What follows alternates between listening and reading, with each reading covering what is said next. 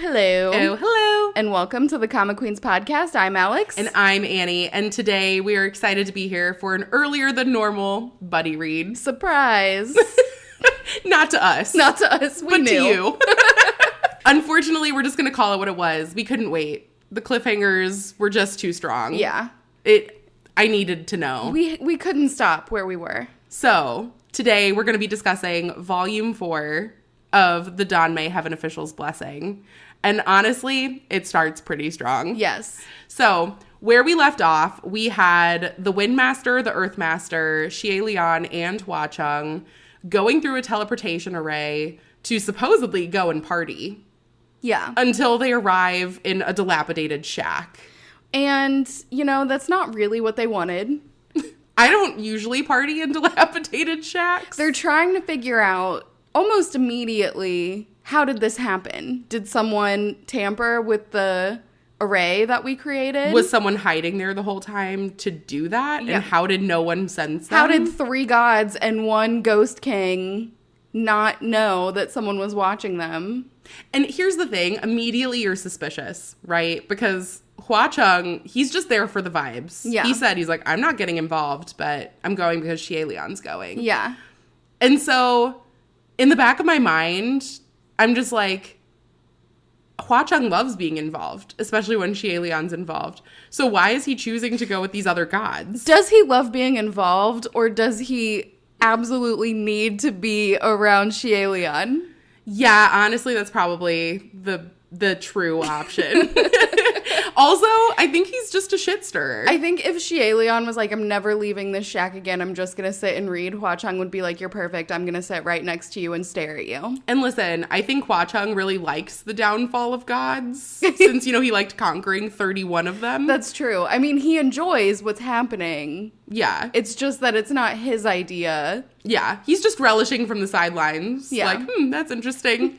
But they end up in this small village, and they decide that they need to figure out where they're at. So they do start heading towards town, and they find out that it's a celebration for a holiday called Huanla.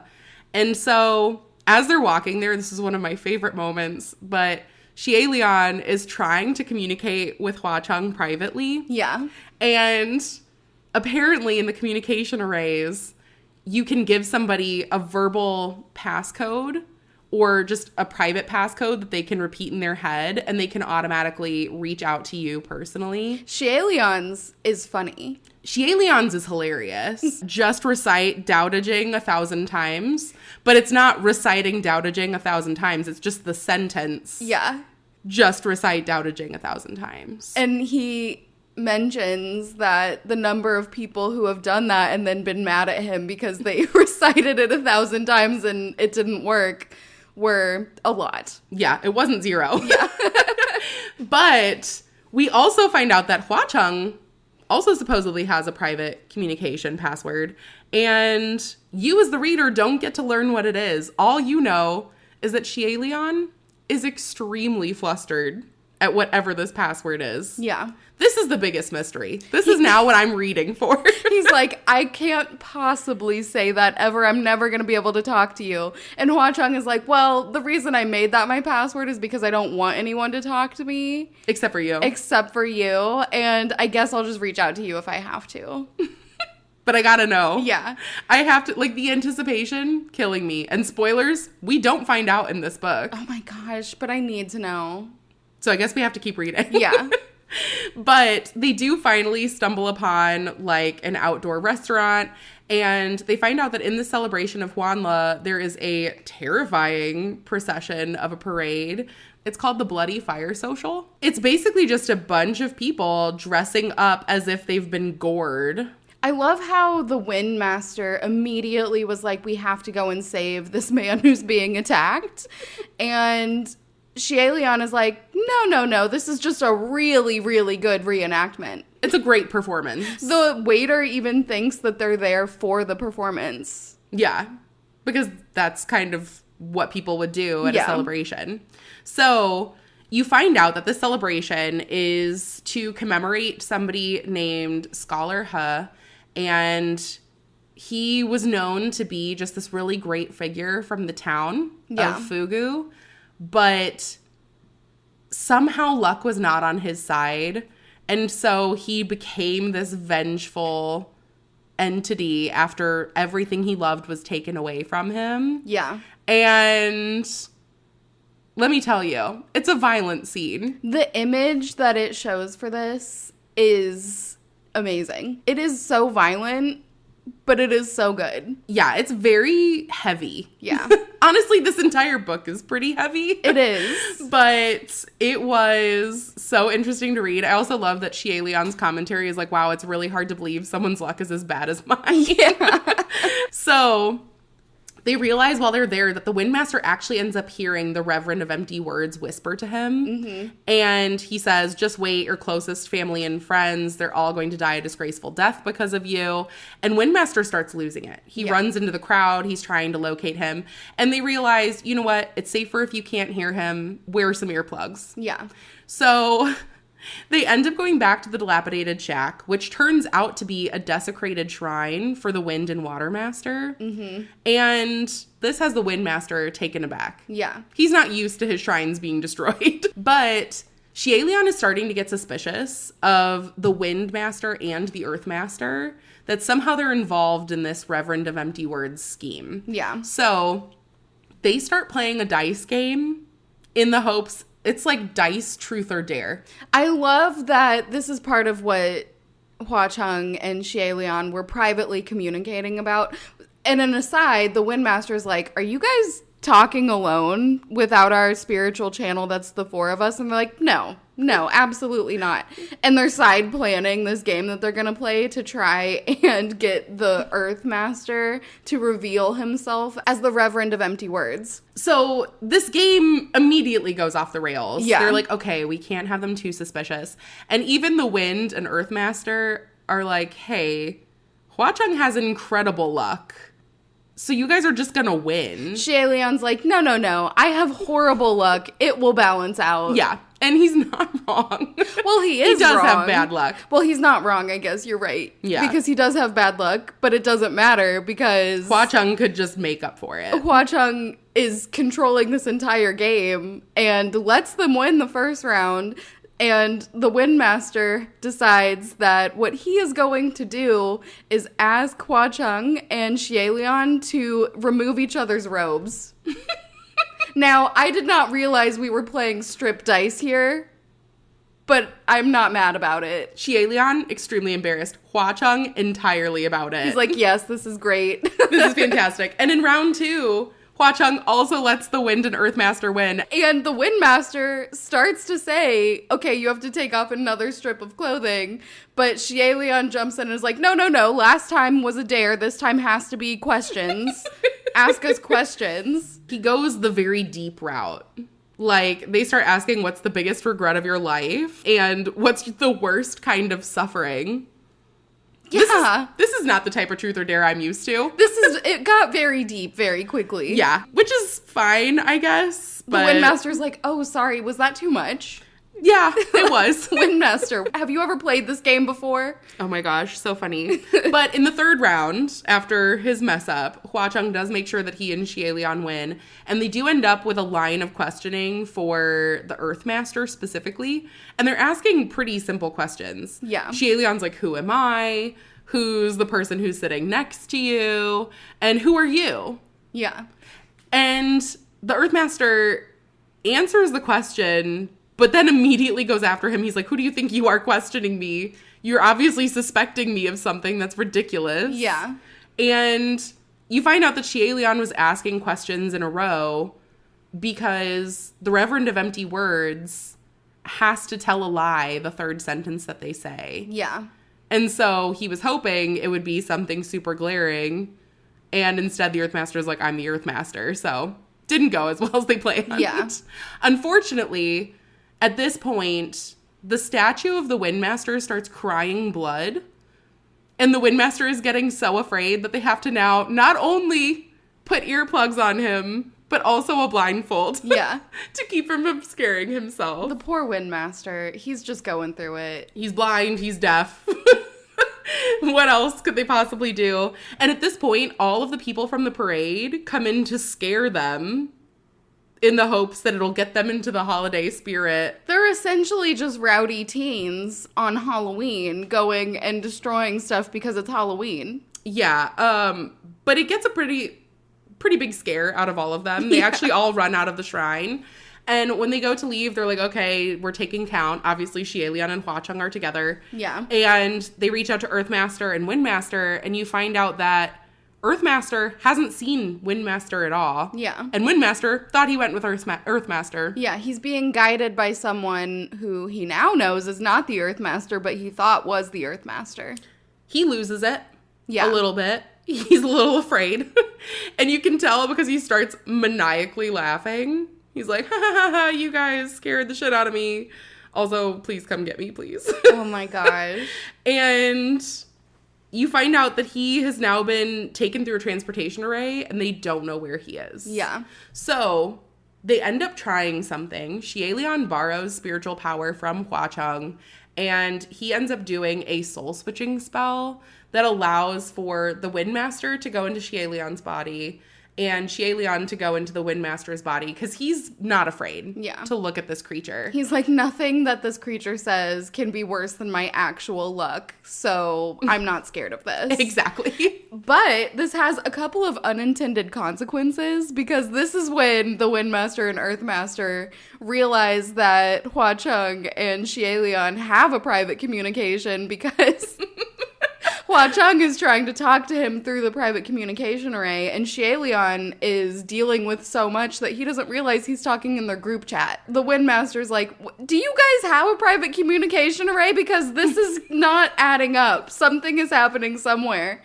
And oops. the other unintended consequence is that once he takes off his blindfold, whoever he's with immediately knows that he is not actually the Windmaster. Yeah. And he doesn't know how he understands because he hasn't said anything yet. He's just looking around and he's confused about where he is. Yeah. And that has tipped off this person that it's not the actual Windmaster.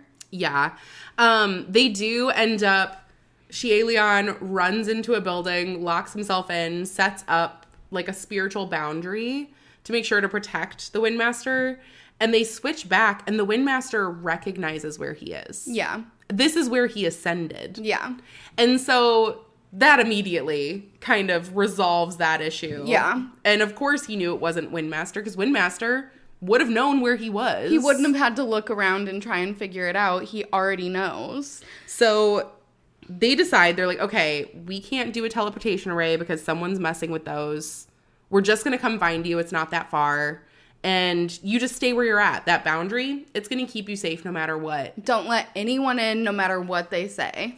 And when they get there, they do a quick round of all the surroundings, don't see him. And then they realize that the building has the door wide open. Yeah. And the Windmaster's not in there. And it wasn't attacked. Like, he willingly opened it. So now they're confused. They're like, why did he open the window? He wasn't supposed to let anyone in until we got here. And he clearly didn't listen. So he must have been tricked somehow. But how was he tricked? Immediately, I was like, did they question the wrong person? Is this not the Windmaster? That was my initial thought. Like, Yeah. right then and there, I was like, what if this is all a game to get them somewhere Maybe. and the Windmaster's tricking him? Yeah. So, No, I never doubted the Windmaster. I knew Aw. something was fishy, but the Windmaster is too good. yeah. So, No one sets up the scene so well and is evil. yeah, I was like set up to be heartbroken. I was later on, but we'll get there. So, they end up doing a couple more rounds and they realize that the Windmaster is in a room that they had already checked before. They're not really sure why they didn't see him before, but he's unconscious. Yeah. Like breathing, but barely. And they can't really tell between whether he's alive or not. Yeah. With also bloody words scrawled across the wall. So that's horrifying. And at this point, Xielian is like, all right, we have to tell his brother what's going on. Up until now, they've listened to the Windmaster and respected his wishes to not bring the Watermaster into this because the Watermaster is about to go through another tribulation. And at this point, they're like, we kind of have to. We have no choice. We have to bring him here. I mean, the Watermaster comes down guns a-blazing. He's in a golden chariot. He doesn't really care if people see him at this point. Yeah. And, I mean, the brotherly love is there. Yeah. He really cares for Windmaster. So when Wudu, the Watermaster, finally gets him to wake up, he's so relieved. But the Windmaster's not, and he immediately starts screaming. Yeah. And he's like, get away from me. Don't touch me. He's like asking to be near Shielion and the Earthmaster. Won't go near Watermaster at all. And the Watermaster's like, okay, you're sick in the head. You're and coming grabs with his me. wrist and is immediately like, no one else can touch him. Yeah. Also, immediately I was like, okay, maybe it's not the Windmaster. Maybe it's the Watermaster. My mind this entire book was like trying to piece things together. And I was like an absolute mess. Yeah. The entire time. Yeah. So they end up letting Watermaster take Windmaster back to the Heavenly Capital to get treated. They're like, it's a because family issue. family issue. They say that he can get treatment there and that he'll be better. It must be something mental. And so they part ways. That being said, they end up kind of taking time from each other at this point. And Shielion goes back to Pucci Shrine. He's like, I haven't really been attending to my prayers, and I actually have some now, so that's pretty cool. He also apologizes to Hwa-Chang. He's like, I'm sorry, I should have listened to you and not gotten involved in this because it's gotten way out of hand. Yeah, and Hwa-Chang is just like, I'm not going to say I told you so. And he doesn't. No. Because he's better than all of us. He would never. But Hwa-Chang is like, okay, I really need to attend to some of these prayers. Yeah. Like, take a break and get involved. So he starts realizing a lot of the things coming in are, like, pretty small time. Like, in the village, they're like, oh, my cart broke down. My ox, isn't able to pull this cart. My wife can't work in the field because she's pregnant, stuff like that. Yeah. And so they're just asking for support. And Shielion's like, okay, I'm a martial god. I can't do that, but I can do the work in the field. So they go to manually work. Yeah. Him and Hwa-Chang. Just a ghost king and a heavenly official working in a rice paddy. But Hwa-Chang disguises himself as a younger man again so that no one will realize who he actually is as he's working. And you know what? Hwa-Chang, he has a flair for the dramatics as well because he loves a good costume. Oh, yeah. He's like taking this chance to get into his good like farm field worker outfit and he's ready to go. Yeah. Except for the fact that he's a ghost and he shouldn't be in the sun that long. Yeah. And he's kind of frying alive, which I can very much relate to. You're also a ghost? I'm as pale as a ghost. But all of the townspeople take notice of him because he's still beautiful. And they're like, wow, this man is beautiful. If he's unmarried, I've got someone he can marry at He's home. also a really hard worker. Yeah. He just immediately picks up on all of the work in the fields. And they're like, hey there, bud. You have somebody back home? You want somebody back home? I love that he's like, no, I'm married already. I've got someone at home. And starts describing this person that is clearly Shielion. And Shielion is like immediately jealous. And like, who are you talking about? Who is this person that you love who is so virtuous and pure? Couldn't possibly be me. Someone you've loved your entire life? Do tell. At this point, I was like, Shielion, he could literally smack you in the face with it, and you wouldn't even know. No, because he's so... he's like just the cutest, most adorable himbo ever. Actually, my exact notes are dense as fuck. But Shielion does do his own line of questioning, like, oh, hey, is that a total lie? Or is there actually somebody you admire? And like, what do they look like? And who are they? But he does decide that at this point, he needs to go and check up on why he's getting hush funds. He starts getting gold bars put into the Pucci Shrine donation box, and he's like, okay, look, I'm not going to tell anybody about the family affairs of the Watermaster and Windmaster. So he decides he's going to take the gold bars back himself and return them in person. And he gets there. the entire heavenly capital is torn apart because Fang Xin and Mu Qing got in a fight. Yeah. Love the energy. And when he gets there, he's realizing he wants to check up on the Windmaster as well. And the Windmaster is tied up in bed. Yeah. With a spell on all of the doors, windows, everything to make sure that no one's able to enter. The Watermaster's trying to give him medicine, and he is like, absolutely not. I don't want this at all. Yeah. And the Watermaster is like, okay, I'm just going to leave you there until you do take it. Yeah. Tries to force him to take it. Obviously, something is going on. Yeah. And Xie tries to go in through the window, but he can't. And then all of a sudden, he sees a figure appear next to the bed who crawls out from under the bed. And it's the Earthmaster. Thank God. But the Earthmaster's like, okay, I'm here to help you escape. And so he unties the Windmaster. The Windmaster lets Xie in, and they're like, we gotta go. So the Earthmaster, with his tunnel digging ability, starts digging under other people's temples and goes under Pei Ming's. And Pei Ming starts stabbing the ground to try and see who's under his house. Mm-hmm. And they're like, okay, we got to get out of here fast now. So they dig up into somebody's house because they hear no noise. And whose house is it but Chuan Yizhen? Yeah. Who is the god who almost fought the people who put on the play in Volume 3. Yeah. And he's asleep at the time. But that's not for long because Pei Ming follows them through the tunnel. And he is known for being loud and violent. So he's immediately like, stop where you are. Windmaster, get back to bed. And also, the two of you, shit list right now. And Chuan Yizhen seems like he doesn't like being woken up. He throws his bed at Pei Ming. Yeah.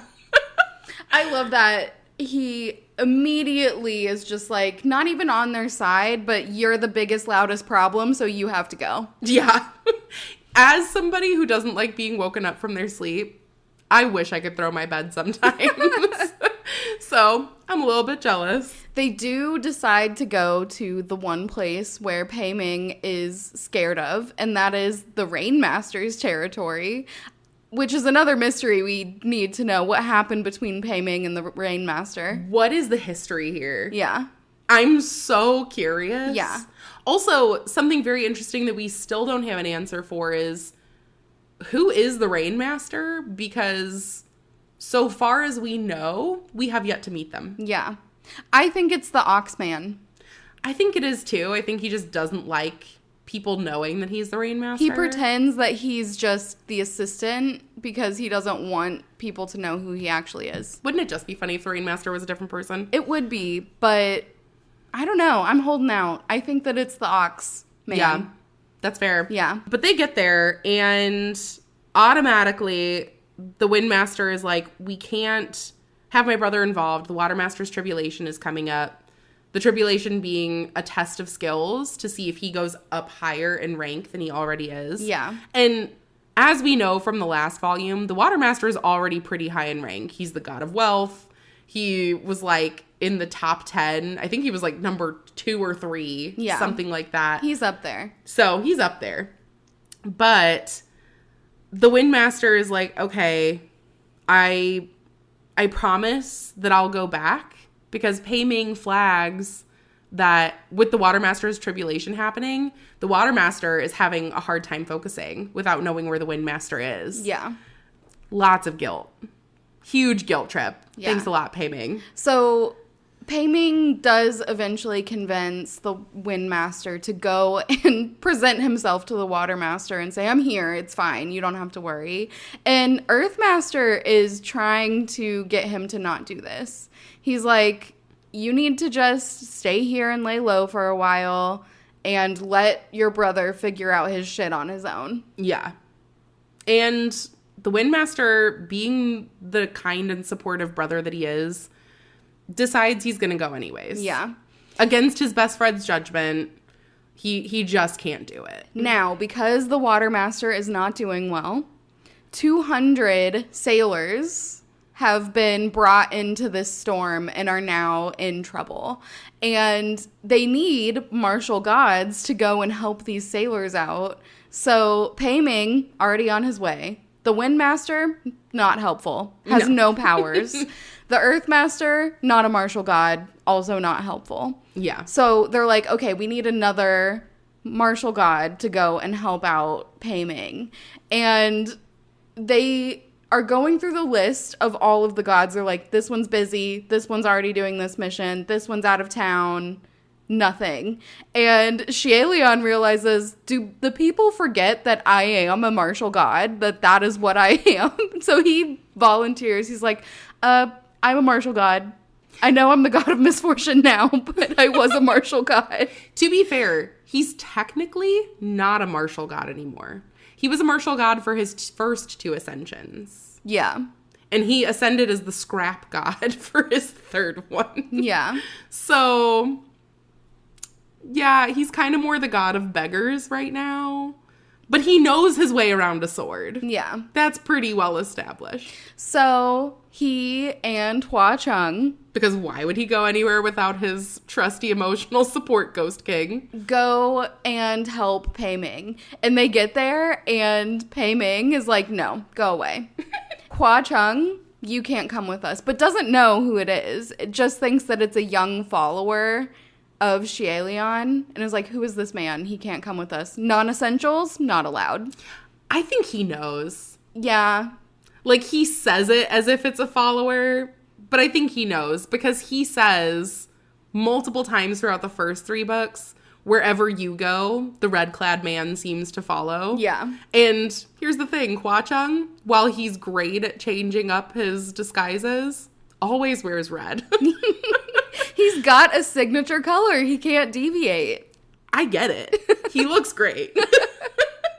So eventually he does go on, though, because Pei Ming is not going to change Hua Cheng's mind. So they all just get on this boat and they head out to the Watermaster, who's in the middle of this giant storm. And as they're going, Hua Cheng and Xielian essentially just go fishing for all of these people. So they use Roye to bring all of the people who are stranded in this storm back to the boat. And then Pei Ming transfers them from the boat to a shed. Yeah. And that's really how they've gotten all of these people saved. And in the interim, the Watermaster is now at peace knowing that the Windmaster is okay. So they give him time for a little bit of a breather. Yeah. The tribulations can last. It's not a set event or amount of time. So who knows how long it's going to last. This is just the first wave of the tribulation. And now he's taking a break. He's doing his meditation. And while he's meditating and everyone else is just kind of hanging out, they wander into the South Sea, which is not where they're supposed to be because this is another Supreme Ghost King's territory. Yeah, big no-no. Automatically, they realize that the boat not only can't leave that territory now, they're stuck there, but also the boat is slowly starting to sink. The boat's sinking. Watermaster can't control these waters because it's not his domain. So they're kind of shit out of luck. Yeah.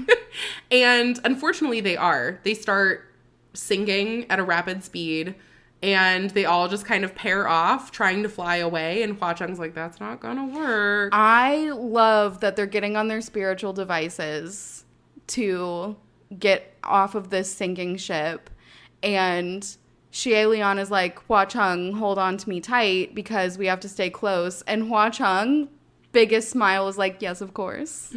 Grip onto you. Thought you'd never ask. Unfortunately for all parties involved, they're all felled pretty quickly. Yeah. You can't just fly away from this domain. Once you're here, it is up to its master to let you go. And Hua Cheng says, he goes, the only thing I know is the only person who has successfully left this territory floated away, but specifically on a casket with a dead entity inside. Yeah. So it has to be a coffin that has been used to carry the dead. And that's the only way you can get out of this realm. And so they end up on an island. Hua Cheng and Xielian are there first. Hua Cheng is laying there motionless on the beach.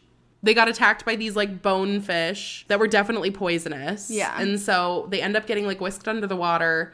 And he doesn't know how long they were under the water. He's like, I know that he's a ghost king, but at the same time, he's not in his ghost king form. And I don't know how susceptible he is to poison or drowning or anything else. So he decides to shut his eyes and give him mouth to mouth. And unfortunately, or fortunately, depends on how you look at it, Hua Chung's eyes immediately spring open at being kissed. Xie Lian, though, continuing to shut his eyes until he decides later on to do compressions and realizes that he is staring Hua Chung eye to eye. And then he runs away embarrassed. But he runs into spirits in the forest. So then he grabs Hua Chung and is like, no, we gotta go back to the beach. It's not safe in the forest. Which is where they find Pei Ming. And so they all venture through the forest. They get to this little clearing and they realize that the Water Master is also there. And they're fighting these invisible entities.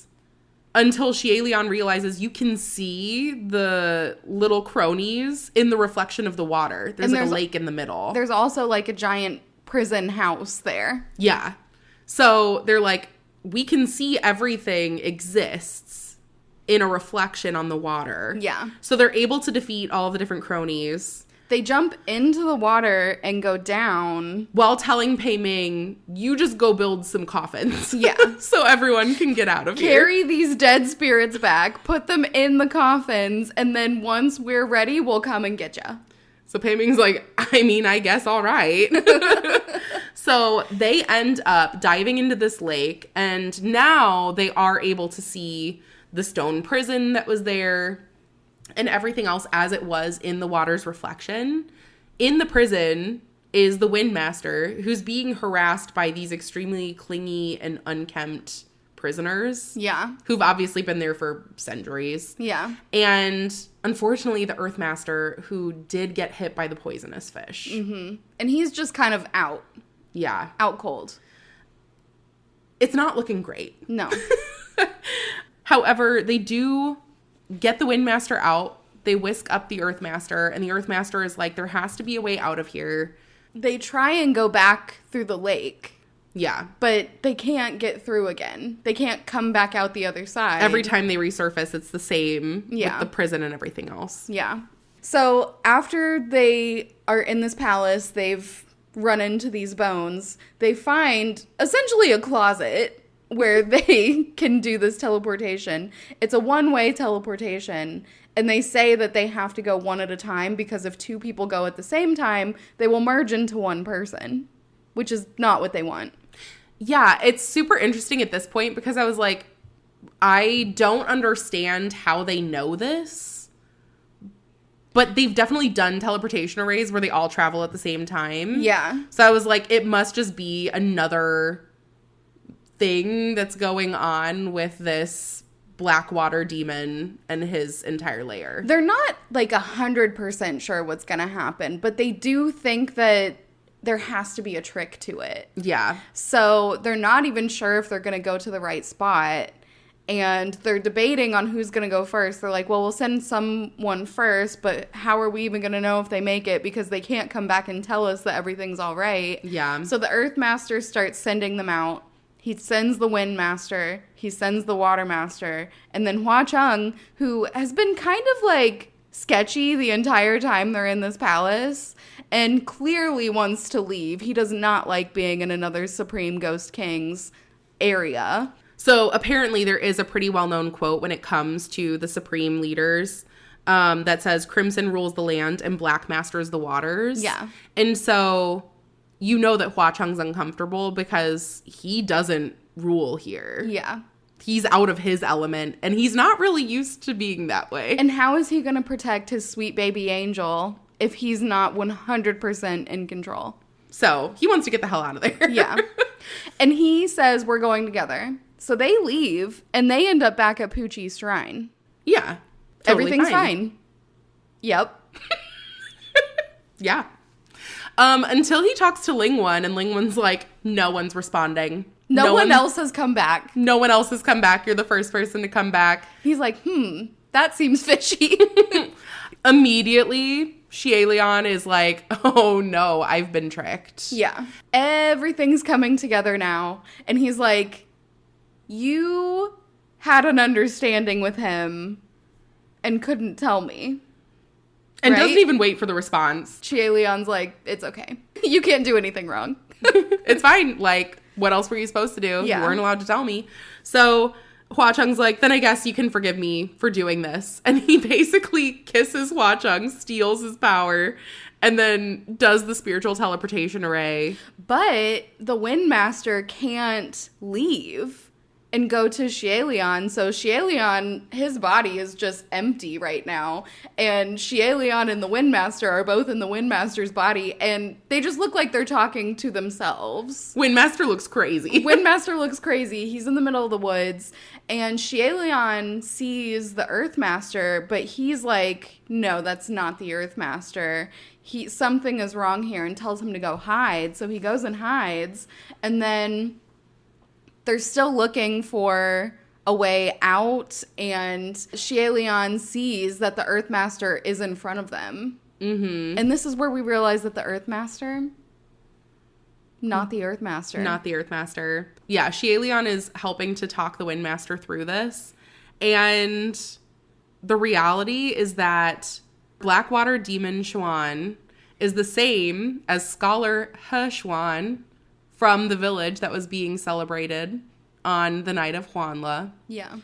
And he's mad because he is also now the Reverend of Empty Words. This is where, like, everything comes out. So he ends up taking the Windmaster back to the prison where the Watermaster is already there.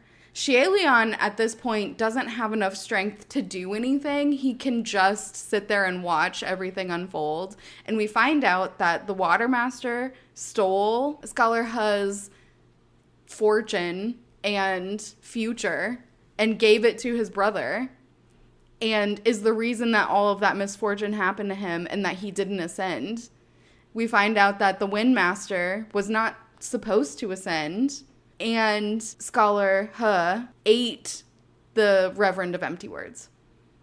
He was filled with so much malice that after finding out that this Reverend of Empty Words, being the catalyst for the Watermaster feeling like he needed to curse someone else's fate, he just swallowed him. Yeah.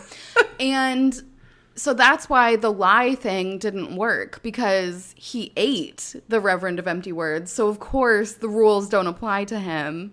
At this point, the Earthmaster, who is not the Earthmaster, who we find out killed the actual Earthmaster as he was about to ascend to become the Earthmaster, has been a ghost infiltrating the heavenly realm for as long as he's been around, and gives the Windmaster two options. Pick a prisoner here.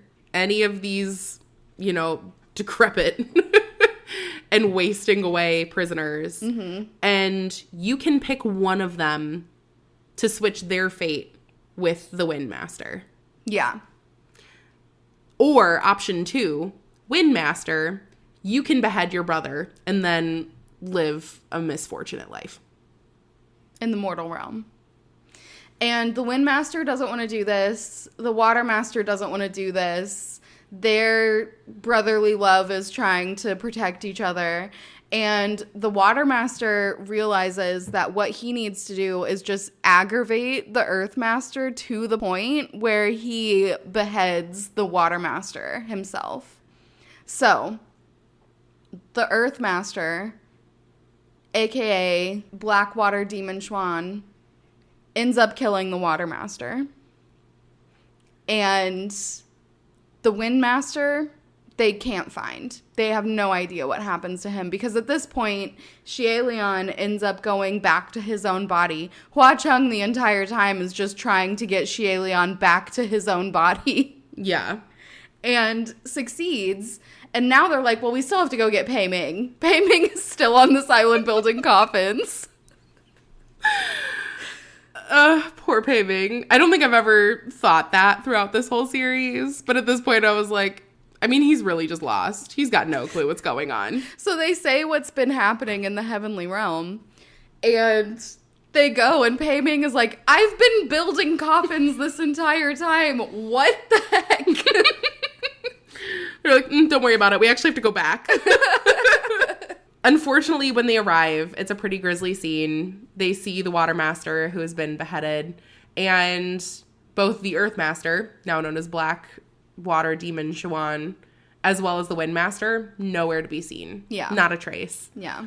And really, that's the end of that arc. Yeah. Is just the tragedy of losing someone they thought was a great god who was good at what he did, but I mean, gosh, like, I just sit there and I actually bawled my eyes out at this part of the story because the brotherly love was so strong. The Water Master was definitely in the wrong, and the Wind Master had no idea. Yeah. He was heartbroken. His only crime was supporting his brother.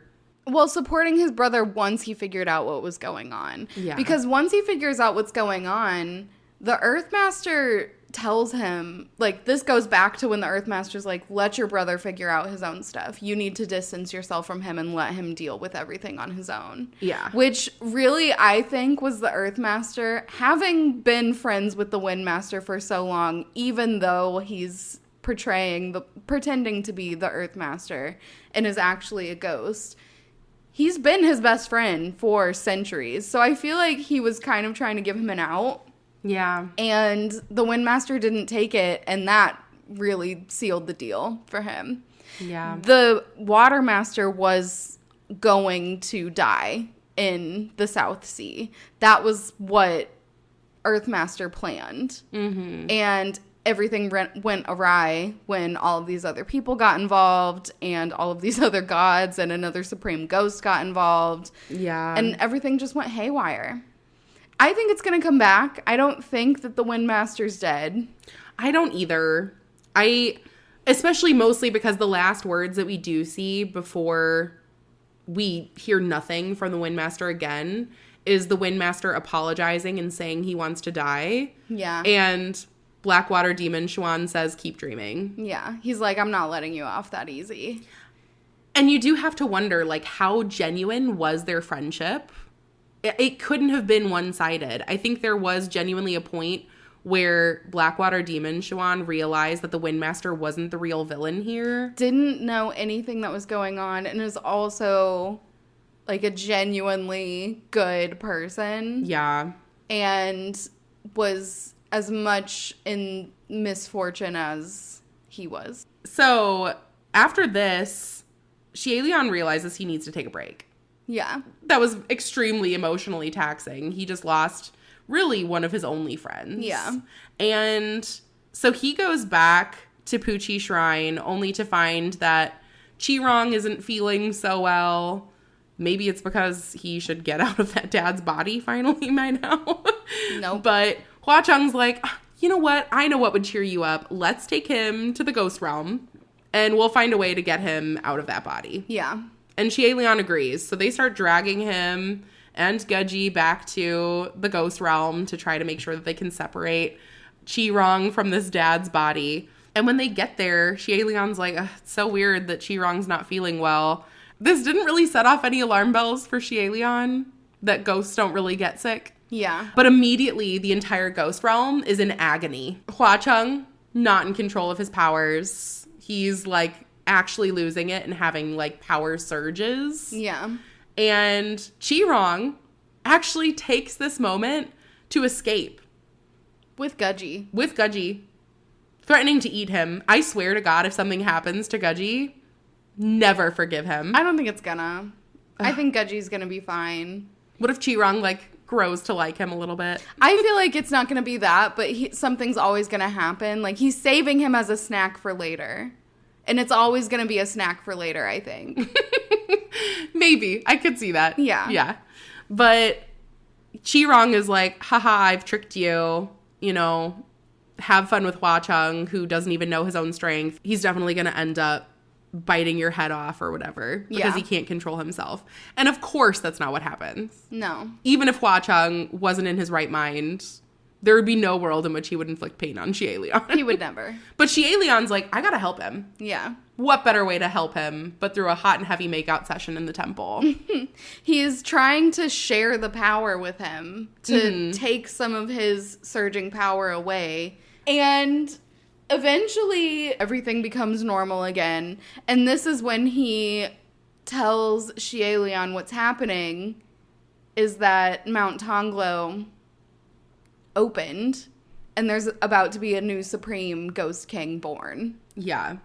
At this news, Xie Lian has to go back to the heavenly capital, and really everybody is on high alert. Yeah. A bunch of the ghosts that they had captured have actually escaped. Xie Lian does say before he leaves to Hua Chung, like, I have to go to the heavenly realm and you need to deal with this. So, like, let's not see each other for a little while. We both need to focus on ourselves. Yeah. And Hua Chung is like, I guess. Sure. Okay. Reluctantly, but also pretty valid point. Yeah. Like, the ghosts are all up in arms. Like, they're all about to be fighting each other. Yeah.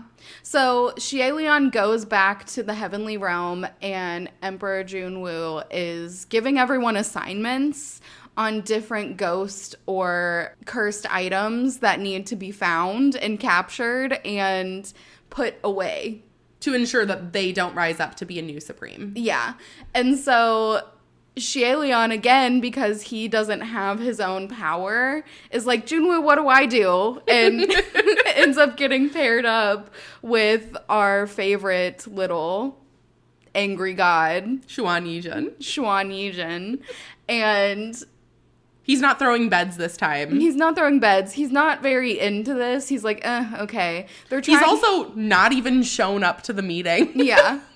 So Xie Lian has to go and find him. They're looking for the Brocade Immortal, which they tell the story of is from this guy who was really dumb, but really great and strong. I love that he was set to ascend. Yeah. Is my favorite part. They're like, dumb as a box of rocks, but the guy could fight. Also, he was super, super nice. Yeah. So he was gonna ascend. However, he fell in love with a girl, and this girl made him a brocade that had no arms, no legs, or no head. Mm-hmm. And so she told him, okay, you have to cut off your arms and your legs and your head. So that it fits you. So that it fits you. And he does because, again, dumb as a box of rocks. And Sweet summer child.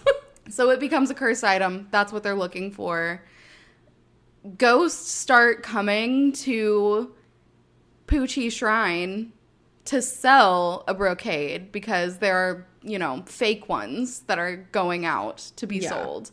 And so he gets it and he's like, this isn't the right one. And you also find out later on that the way that they know it's the right one is that when you put it on, you have to be in control, or you have to be controlled by the person who gave it to you. Yeah, it's a cursed item for a reason. Yeah. The way they find out what the power of this is because Xuan Yizhen has actually been controlled by it before. Yeah.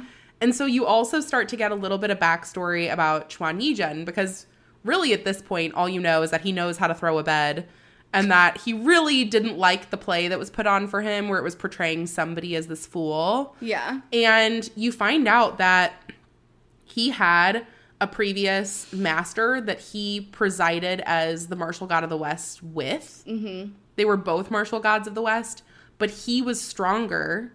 And so this other god, Ying Yu, was jealous and got the Brocade Immortal and put it on Xuan Yizhen and was going to ask him to kill himself. Yeah, but it backfires. He was banished.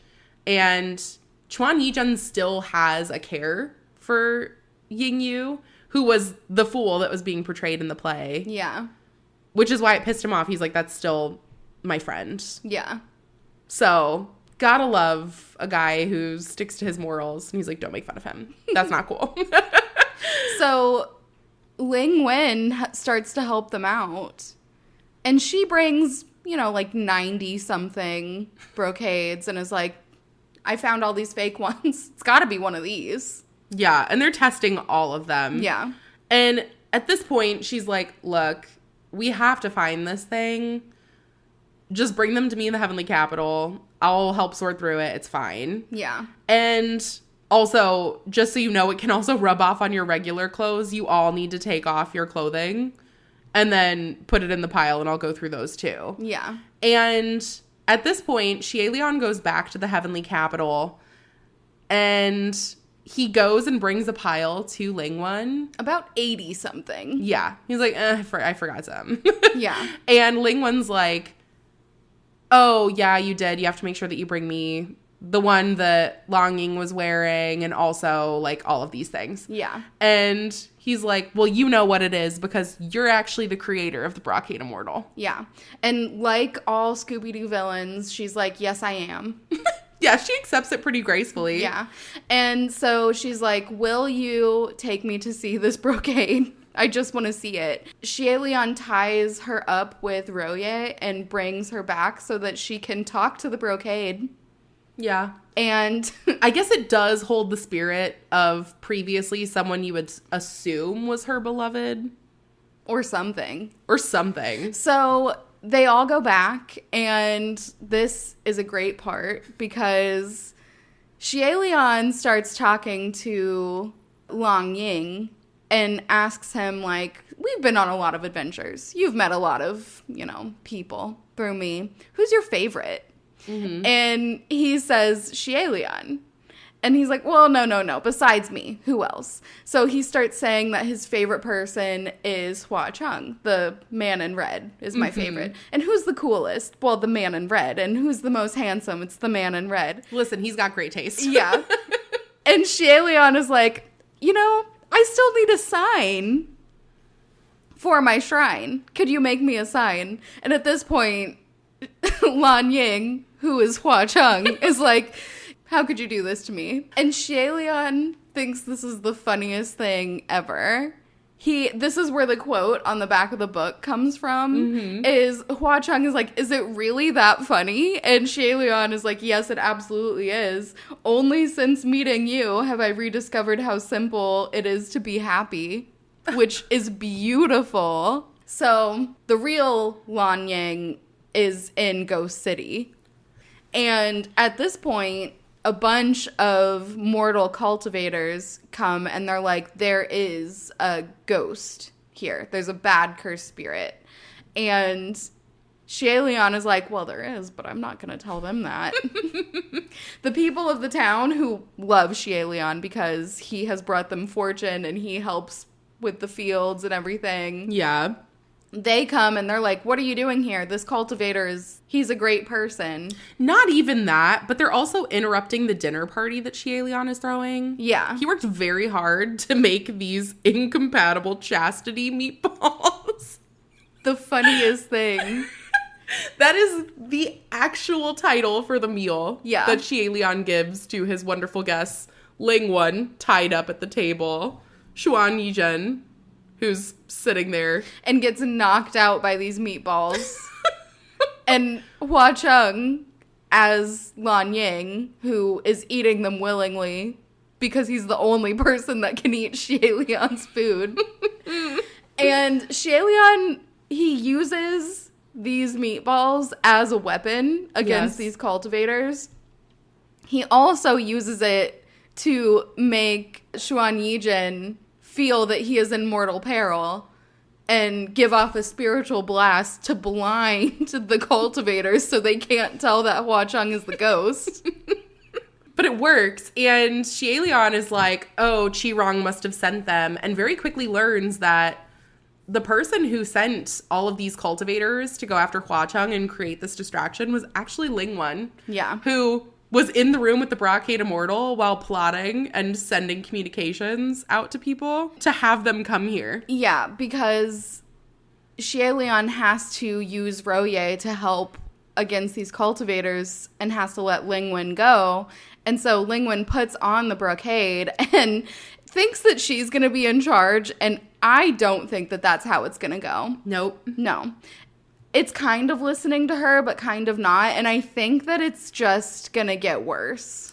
Yeah, but it's been reunited with its creator, so Yeah. I think it's going to cause a lot more turmoil before anything gets better. Yeah. And unfortunately, we are left off with Volume 4, realizing that Poochie Shrine, after having a god be sent through the ceiling of it, is now collapsing. Yeah. That ceiling, it's not holding up anymore. No. So he's also going to probably need to do some work. Yeah. I loved this volume. It made me cry. It made me literally laugh out loud like a crazy person. Yeah. And ultimately, I think the real questions that remain for me is Guji okay? I need to know. I don't trust Ji-Rong, so I have a lot of questions. Yeah. Also, something else that gets brought up in this book is that there's actually someone else at the heart of a lot of these different misfortunate events. Xie Lian is being pushed to the center of everything.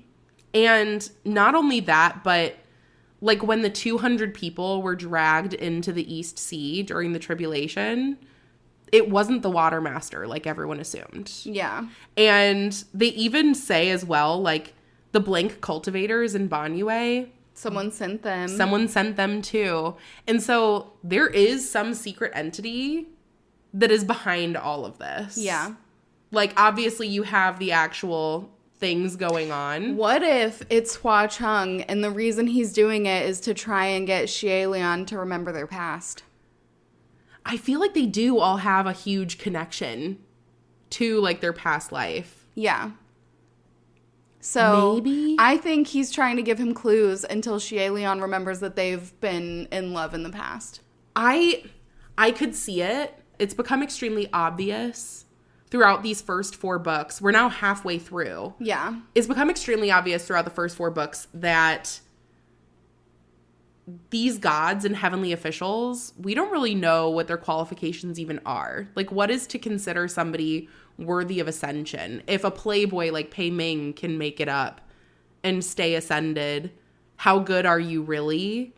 And so there's this moral thing in the background. Like, this story has to focus on the fact that heavenly officials are at the root of the problems. Yeah.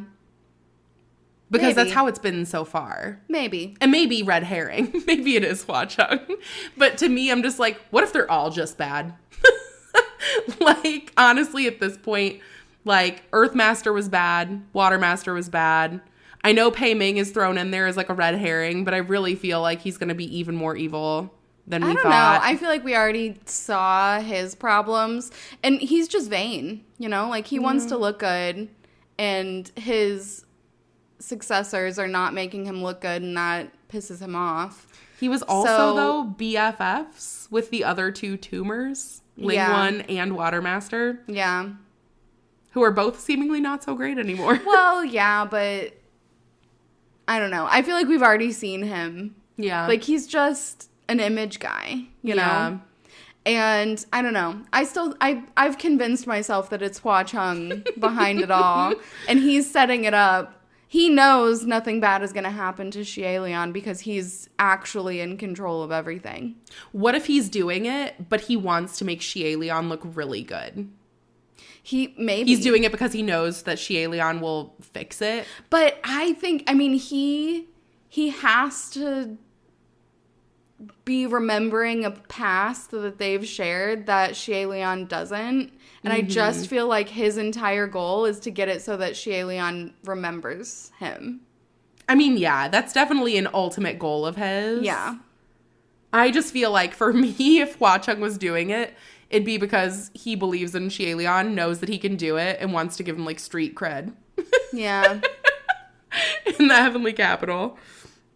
The other questions I have, is Shi Qingxuan okay? I need to know if the Windmaster is all right. Yeah. And I need him to be okay. I will not be okay if he's not. Yeah.